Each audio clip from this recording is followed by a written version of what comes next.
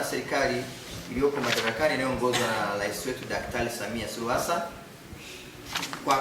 kwa kutoa mikopo isiyokuwa na riba kwa vijana, akina mama na walemavu.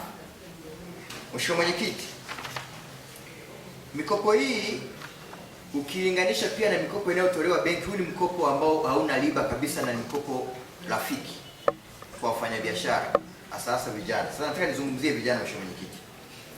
Lakini mkopo changamoto yake hakuna aidha iwe benki au mkopo unaotolewa na halmashauri kwa serikali, hakuna mkopo uliojikita kwenye upande wa kilimo. Mikopo mingi imejikita kwenye mifugo, wamejikita kwenye biashara.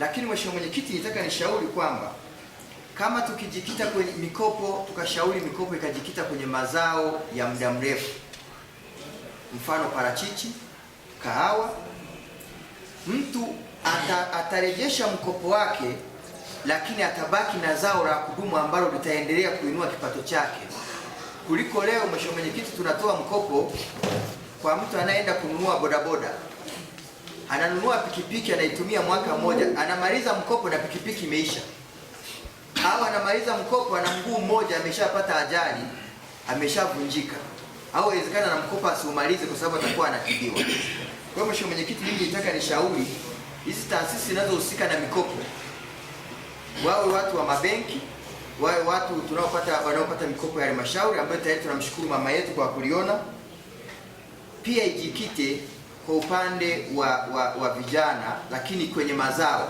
ambayo mazao Mheshimiwa Mwenyekiti atatupa faida. Mimi nahisi kwa nini wajikite kwenye mazao? Ukiangalia mikopo mingi marejesho yake labda ni kuanzia mwaka mmoja mpaka mwaka mmoja na nusu. Sasa mazao kama zao la parachichi wanakuwa na wasiwasi kwamba labda huyu parachichi itakuwa haijafikia hatua hata ya kutoa matunda, kwa hiyo hata rejesha. Lakini tukiweka mikopo hiyo tukashauri ikawa ya muda mrefu, kwa sababu haina asilimia, ukaliona kama kali itakavyoona inafaa, Mheshimiwa Mwenyekiti, mimi nafikiria hii mikopo itakuwa na tija kubwa sana, lakini itawajengea uwezo hawa vijana ambao leo badala ya kuomba mikopo kwenda kufanya biashara, wanaomba mikopo kwa ajili ya kwenda kuboresha bodaboda. Tunatoa mikopo kwa shughuli zote za ujasiriamali ambazo unaweza ukazalisha ukapata faida na ukaweza kurejesha mkopo ndani ya mwaka mmoja.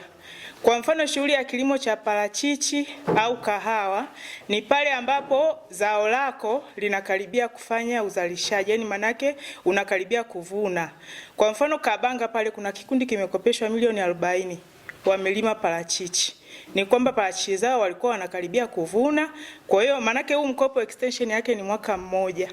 Kwa hiyo ndani ya mwaka mmoja ukiweza kuvuna hilo zao, hata kama iwe ni miti kama imefikia muda wa kuvuna, labda mbao, kukata mbao, ukaweza kukata ndani ya mwaka mmoja ukavuna, ukaweza kurejesha mkopo, utakopeshwa.